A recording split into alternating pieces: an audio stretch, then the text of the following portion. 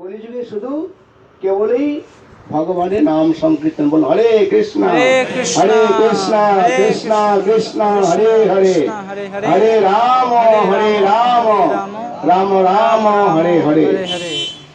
এই কলিযুগে ধর্ম হয় কৃষ্ণ নাম সংকীর্তন, চারি যুগে চারি ধর্ম জীবের কারণ। অতএব কলিযুগে নাম যজ্ঞ সার, আর কোন ধর্ম কলে জীব নাই হবে পার। শোনো মিশ্র কলিযুগে নাহি তপযজ্ঞ, যেজন ভজে কৃষ্ণ তার মহাভাগ্য।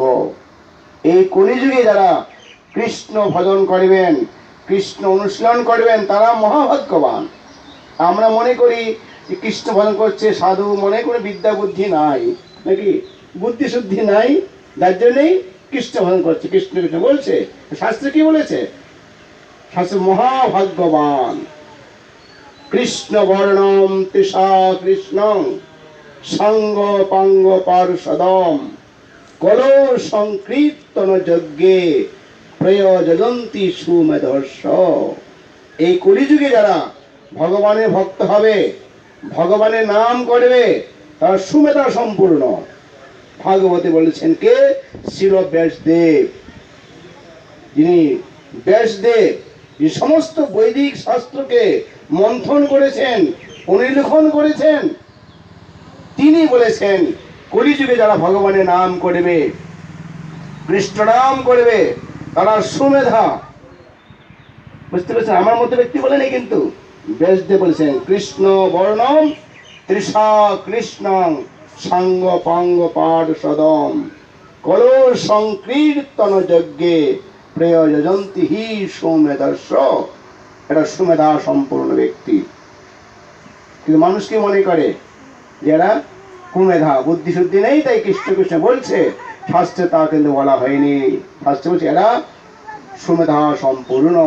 তাই আমাদের উচিত শ্রী মহাপ্রভুকে এই সংকীর্তন যজ্ঞের মাধ্যমে আরাধনা করা।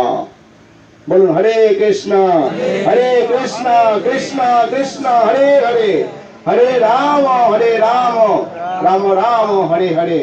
এটা সংকীর্তন যজ্ঞ। আমাদের 5-10 মিলে নিস দাঁড়েতে বসিয়া কীর্তন করহ সবে হাত তালি দিয়া। এই সংকীর্তন যজ্ঞই হচ্ছে কলিযুগের জন্য সর্বশ্রেষ্ঠ যজ্ঞ। ভগবানকে প্রাপ্ত হওয়ার, সুখী করার এটি হচ্ছে পরম মাধ্যম।